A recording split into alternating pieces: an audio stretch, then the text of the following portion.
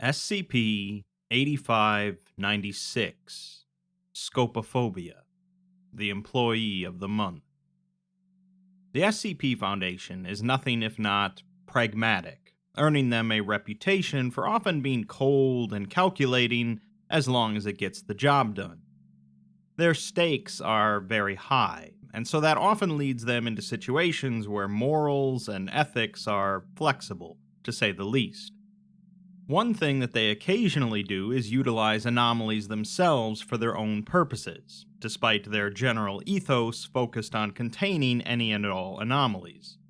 The fact remains that certain anomalies can be useful, especially humanoid ones, regardless of the ethics involved.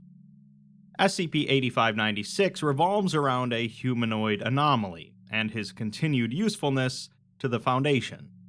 Let's take a look. SCP-8596 is redacted from the record, but SCP-8596-1 is a humanoid entity identified as Dr. Eric Ramsey. He was initially contained in Site-322's anomalous containment, before being employed as a Foundation interrogator as part of the integration program. He's a Class 3 reality bender, enhanced empath, and telepath capable of altering localized reality at will. He can also read minute expressions, physiological changes, and physical processes of any subject that interacts with him, and can also view the memories of a subject in real time, meticulously taking notes while doing so. After an incident relating to his integration in Site-322, it was discovered that Ramsey can remove and implant the memories of his subjects at will, though he cannot read memories directly. As a result of this, and negotiations with Site-322 management, he was moved to his containment chamber in the Pine Barrens, a home built with his reality warping capabilities. Twice a year, a member of Site-322 personnel is to travel to this location and perform an interview with him. This person must have on them at all times Nestic pills to retain any and all memories, taken once every hour while within his vicinity, non-lethal weaponry, a standard body camera, and the SCP-8596 documentation. Ramsey is equipped with a locked mechanical collar that houses two small Scranton reality anchors, remotely monitored and controlled by Site-322's surveillance console. Should he remove his collar, personnel are to trigger the panic button on their body camera, attempt to peacefully exit the containment chamber, and travel back to base. He's to be entertained in conversation as long as his collar remains on, and as a former member of Foundation staff, a cordial level of familiarity is expected for his comfort in conversation.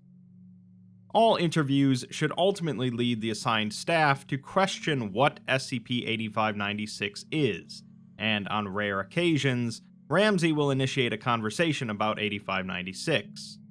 After this line of discussion ends, assigned staff are to excuse themselves politely and exit the containment chamber. Researcher George Ambrose was designated as Ramsey's interviewer for the second half of 2024. He was given the above 8596 documentation and deployed to the remote home on October 13, 2024. He enters the house to find Ramsey seated on a couch, scribbling on the day's crossword. Logs are smoldering in the fireplace behind him, and he glances up at the door before turning to his newspaper. He tells Ambrose that he has a pot roast in the oven, which should be done in 5. Ambrose grabs a chair and sits close to the fireplace, shivering. Ramsey remarks that he's been having trouble getting the fire started, leading Ambrose to grab a nearby bottle of lighter fluid and dousing the logs.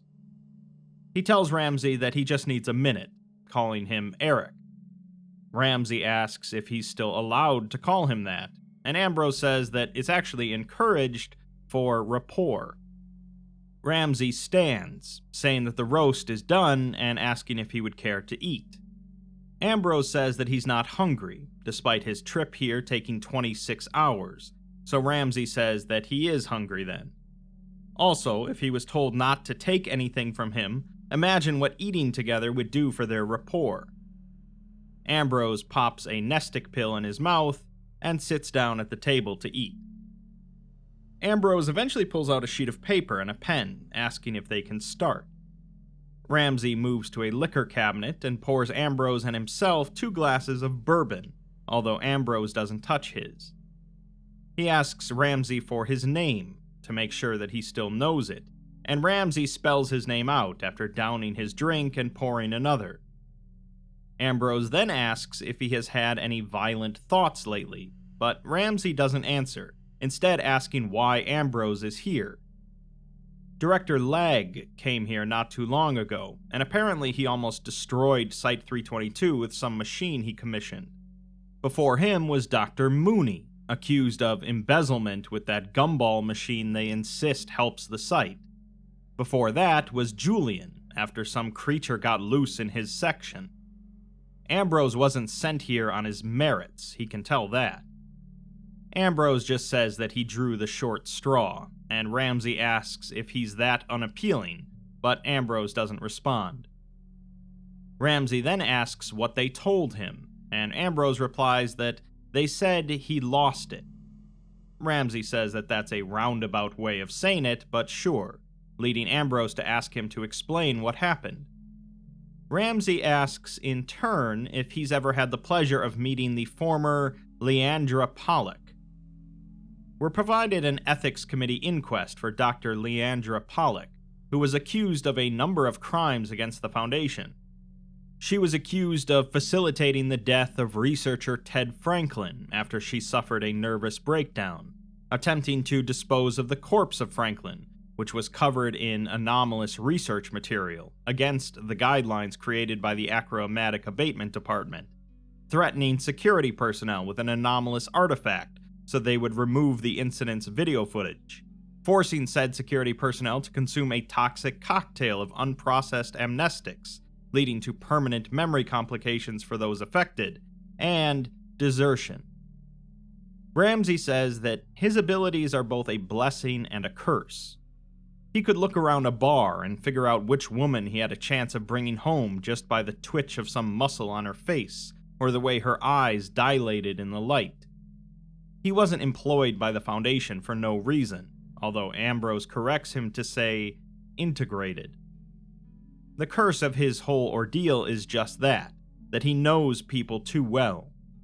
He read that report that the ethics committee gave him, and he knew it was over for her before then. Someone had it out for her, and just by reading that, he knew. The interrogation chamber is then altered by Ramsey to appear as Pollock's office, and we see a memory of him speaking with her. He remarks to her that, to be honest, he didn't quite like Ted.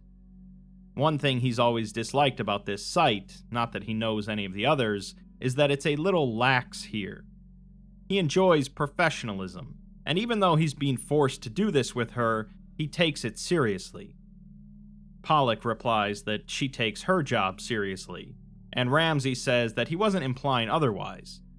Site-322's problem is that it doesn't place stock in professionalism. The site director is more than willing to shove a real problem into a doctor's desk while he goes off to contain funny anomalies, like children do with Pokemon. Pollock grunts in response, and Ramsey asks her if that reminds her of someone, to which she just says that Ted was a character.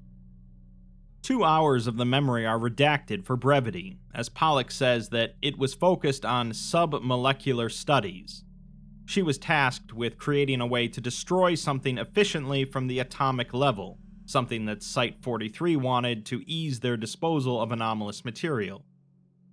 Ramsey asks if it was ever finished, and she says that she placed it on the back burner.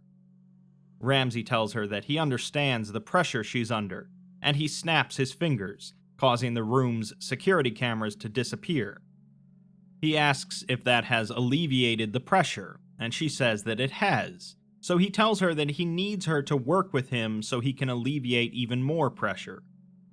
Pollock replies that the microphone he has on his chest isn't helping much there, and he says that for once, someone read his mind.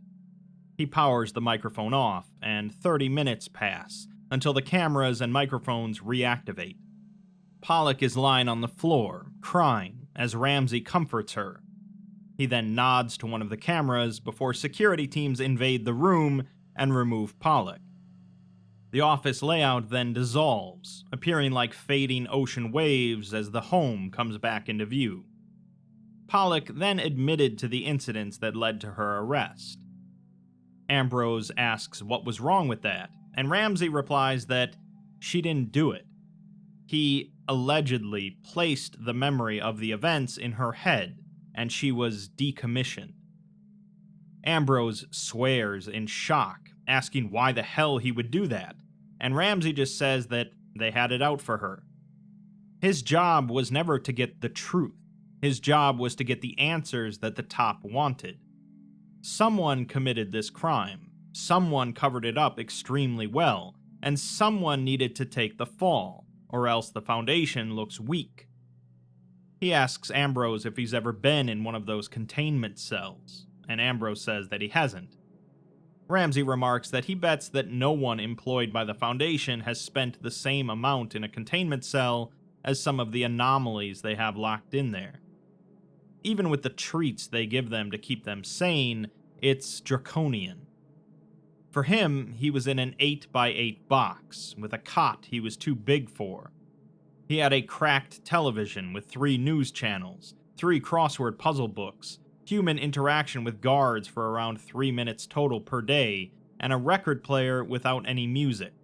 All of his requested records were on backorder. The worst part, though, was that his reality anchor was wired into the same switch that controlled his room's light. He begged and pleaded for those poisonous, blinding, buzzing lights to be turned off for just an hour so that he could sleep, but they refused out of fear that he would break out. He says that he wasn't going back in there, and there's nothing that would make him go back. We see a memory of armed personnel surrounding him, commanding him to lay on the ground with his limbs spread. He cocks his neck, and their weapons vanish. The sector is put on lockdown, and he looks to a nearby security camera. He says that he's going to let these men leave, but after that, he would like to speak to Director Lag. In the present, Ramsey says that Lag is a softie for anomalies, luckily for him, and they came to an understanding, leading him to this place. He was allowed to create a comfortable environment for himself before this collar was hung around his neck. Now he gets shipments of some entertainment every month, restocked food every week, and peace and quiet. The stress of being locked away forever is gone. Ambrose remarks that he's still locked away, but Ramsey says that it's a matter of perspective. This is a house he built with his own mind, made for his comfort and his alone. Meanwhile, Ambrose will have to go back to his car for a few hours, then in a plane for even longer, where he'll arrive back to that site, where he'll then work for a minimum of 10 hours before going to his dorm, in that same site, before waking up and doing it all over again. Ambrose says that he empathizes with Ramsey, as he's never been happy about what they do with anomalies. It's one of those things you need to be aware of while also knowing that it's wrong. Ramsey tells him that he works within the system without changing it, and says that for the year that he was integrated with the Foundation, he never really met someone as outspoken as him. Ambrose replies that the main goal of the director of their site is what Ramsey is hoping for, but Ramsey dismisses it as the same containment in a new form. If Ambrose wanted to, he could leave today and go home forever. If he tried that when he was integrated, he'd be locked back up. Lag doesn't care about him or any other anomaly. He just cares about the optics, making everyone see him as the moral site director. Only he is able to work with anomalies, and in turn, make them work for the Foundation. The attention you can get from that is astronomical. Ambrose says that he doesn't let his opinions affect the place that puts food on his table, but Ramsey says that it's good to have morals, and calls him a diamond in the rough. Ambrose, however, calls himself just another cog in the machine, and his words about how they treat anomalies mean nothing, as he still works for the Foundation. Ramsey doesn't agree, though, and says that he thinks Ambrose knows that it means a lot more than nothing, considering the entirety of this conversation. After a pause, Ambrose downs his drink and pours himself another, downing that one as well. Ramsey says that he thinks this means way more than he can even tell, with or without this collar. We're provided a quick personnel dossier on Site-322's Department of Dimensional Studies, stating that Kenneth Wilkins and George Ambrose are researching a process for facilitated trans-dimensional travel. With the Foundation's current capabilities, travel into alternate, parallel dimensions requires either unmanageable and excessive energy use or a pre-existing trans-dimensional way, or portal, being opened by an anomalous force. Ramsey comments that it seems interesting, and Ambrose says that it is. It was a lot of fun in the beginning, although he didn't really know Kenny too well before this. He thinks that they joined the Foundation the same year, but that was about it. It happened that they both had nothing going on and an interest in alternate dimensions, and they got along pretty well, all things considered. We see a memory of Wilkins sitting and watching a report on the Wanderer's Library's ways. Ambrose is seated across the room in their laboratory, scribbling equations on a page, when Wilkins asks him if anyone has seen a way being opened. Ambrose says that those are thousands of years old, although Wilkins counters that they have a few millennia-old people roaming around here. Ambrose says that there's no way they get to talk to them, ignoring the fact that they're not even at this site. Wilkins moves to Ambrose and gently places his hand on his back, starting to massage him, and he asks what's wrong. Ambrose replies that he's stressed, as they're 3 weeks in and they have nothing to show for it. Wilkins tells him that they have a year, maybe 2 if they beg, but he guesses that he's the only one enjoying their long, exclusive alone time together. Ambrose didn't mean to imply that, and Wilkins says that they'll figure something out, some way and somehow. In the present, Ramsey comments on the two getting along well, and says that he doesn't really get surprised, but he's always intrigued by smart people doing smart things. You can show him a motherboard, explain how it works, explain what it does, and explain how each component helps with that, and he'd understand it fully, but if you asked him how someone came up with that, he'd be at a loss. He asks how Ambrose figured out trans-dimensional travel, and Ambrose says that funnily enough, the answer was in the ways. We see a memory of Wilkins and Ambrose presenting their findings to the O5 Council, with Wilkins explaining that ways are doorways into the Wanderer's Library, and while anomalous, they specifically fall under the umbrella of thaumaturgy. This has led their contemporaries to disregard them as impossible to replicate, but with their current findings, they've managed to synthesize the material used to create ways.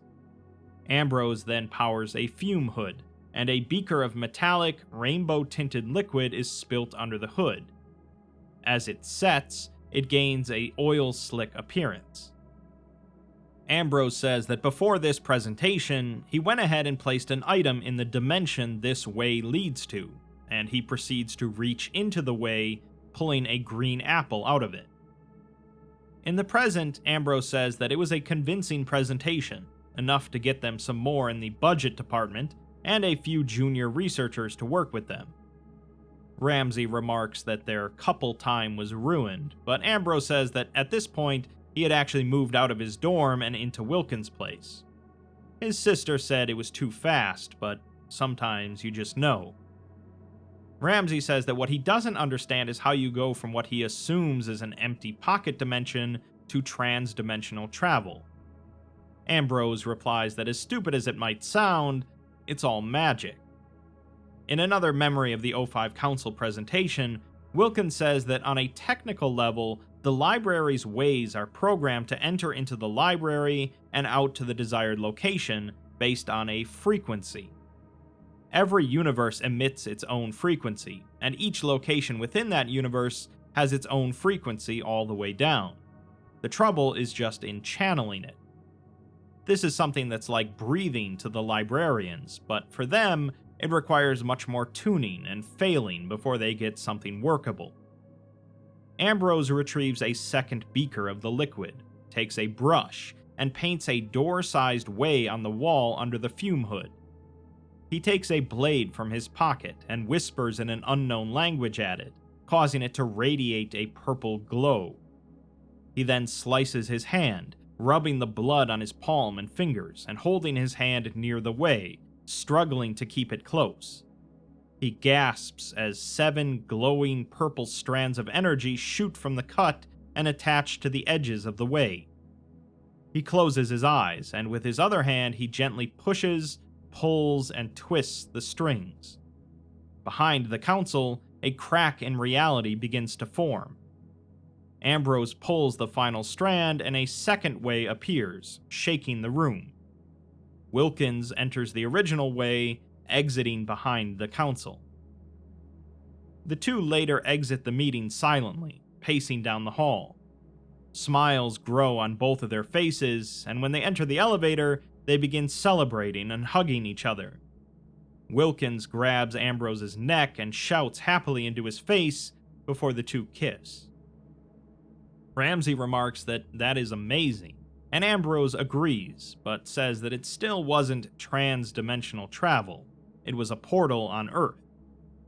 He then downs a third glass of bourbon and pours himself another.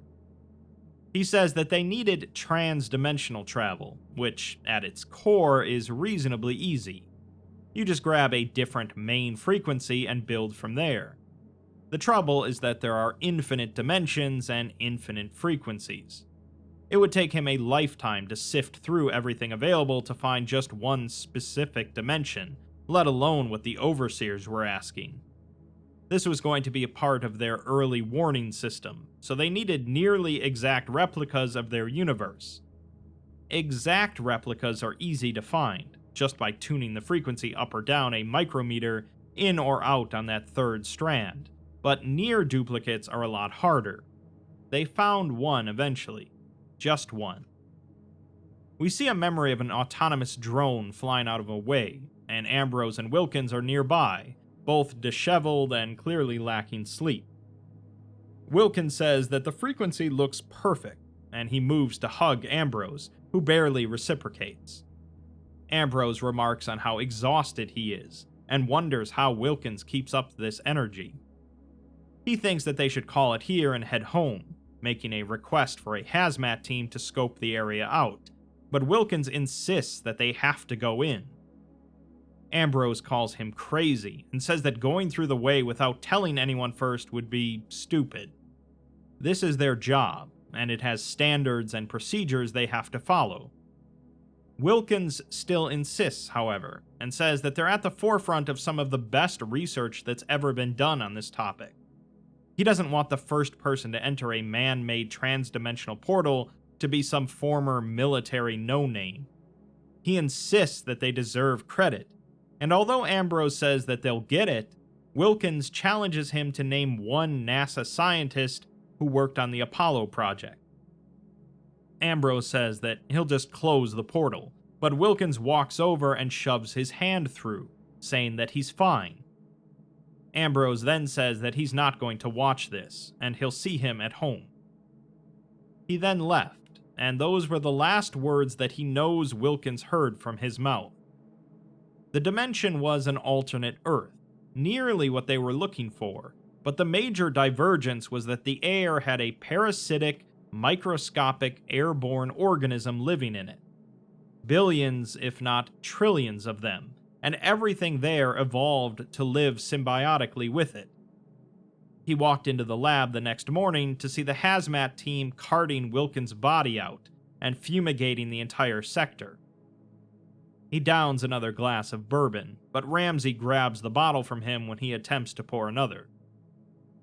In another memory, Site Director Lag tells Ambrose that he understands how he's feeling, but it's not safe. Wilkins isn't doing well, and it's all happening very fast.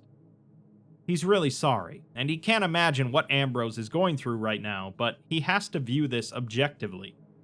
Wilkins entered untested waters and picked up an entirely unknown sickness. The amount of protection the nurses have to wear is unbelievable, and it might kill him to go see him. Ambrose insists that he needs to see him, but Lag just apologizes again. Ambrose laments that he let this happen, and he should have stayed, but Lag tells him that he can't blame himself. Ambrose then begs to let him see him with his own eyes, just once, but Lag says that he can't. Ambrose tells Ramsey that they wouldn't let him see him, and he doesn't think he's ever wanted anything more.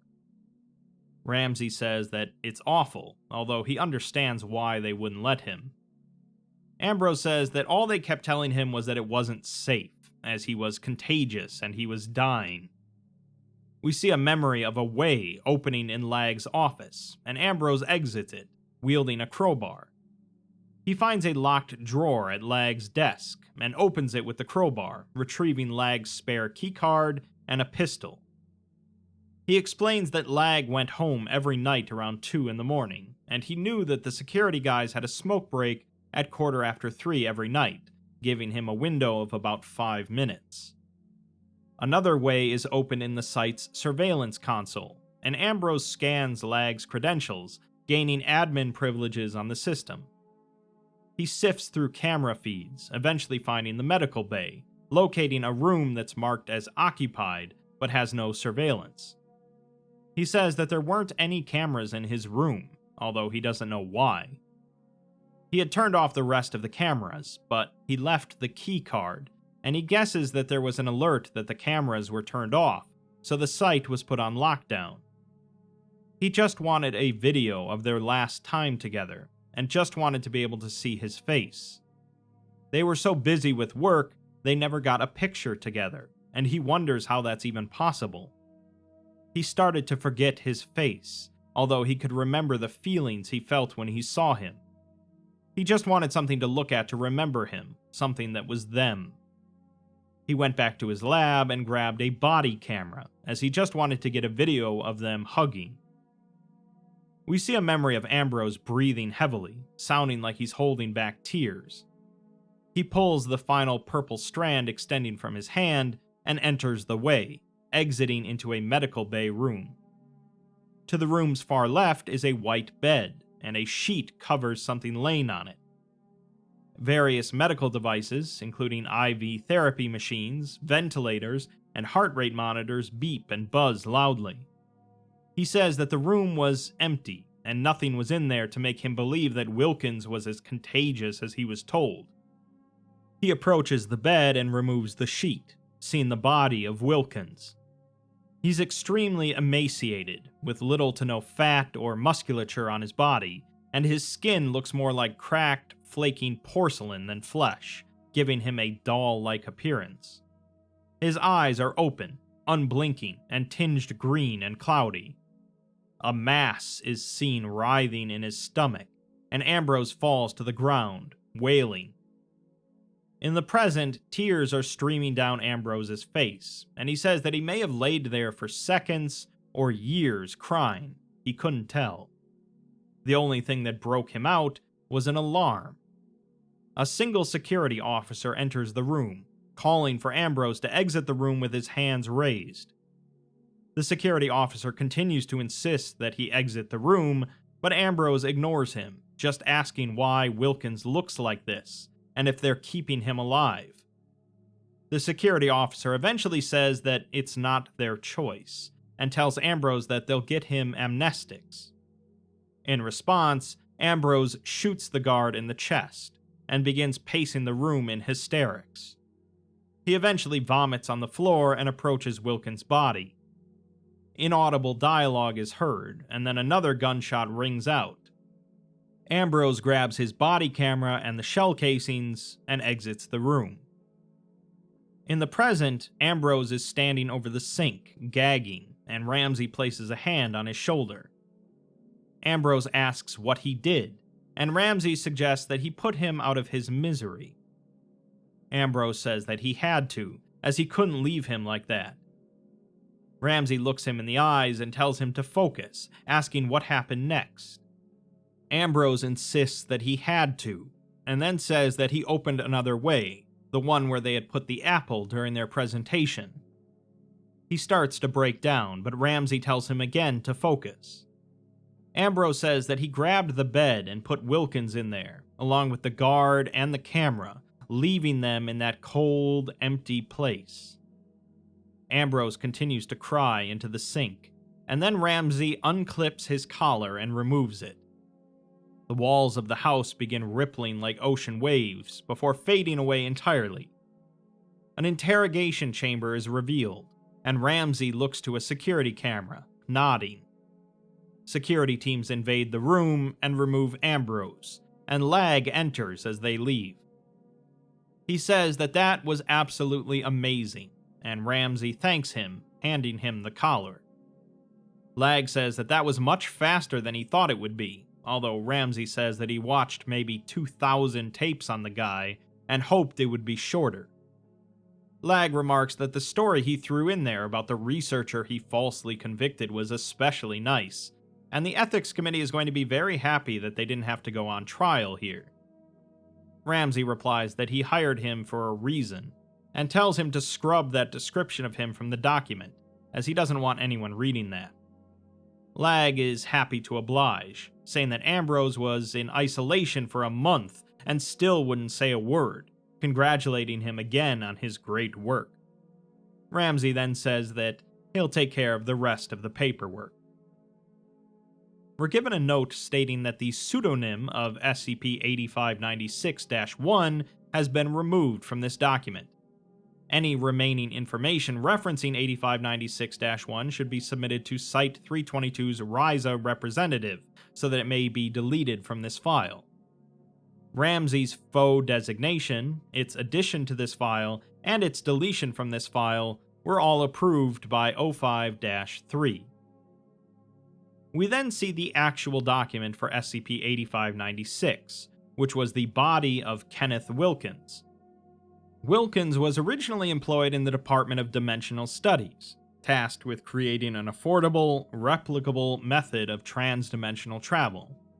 After traveling into an alternate Earth, Wilkins was infected with an airborne parasite that quickly ravaged his body. Site-322's medical personnel conferred with the Ethics Committee and Overseer Council, determining that the research potential of this pathogen outweighed allowing Wilkins to pass. As such, his body was kept alive artificially until research was complete, at which time it would be decommissioned. His body was neutralized by a rogue member of Site-322's personnel, who suffered a mental breakdown following a personal issue related to the 8596 case. Wilkins was shot in the forehead with a pistol along with the security officer who attempted to arrest Ambrose, Benjamin Seymour. Seymour was awarded the Foundation Star Award after his death for his sacrifice during this incident. The corpses, the murder weapon, and miscellaneous pieces of evidence were subsequently hidden in an alternate Earth. The rogue agent, Ambrose, has been interrogated and confessed to the murder of Kenneth Wilkins and Benjamin Seymour. For these offenses, along with breaking and entering, credential theft, unauthorized use of thaumaturgy, misuse of Foundation resources, and participation in an unapproved workplace relationship, Ambrose has been imprisoned at Site-06 and is awaiting termination. So, what we have here is something of an SCP version of the Black Mirror Christmas special, with inspiration taken from that episode on purpose. There was no cabin out in a remote location, and Ambrose never left the site. Instead, his memories and perception were being manipulated and altered by Ramsey.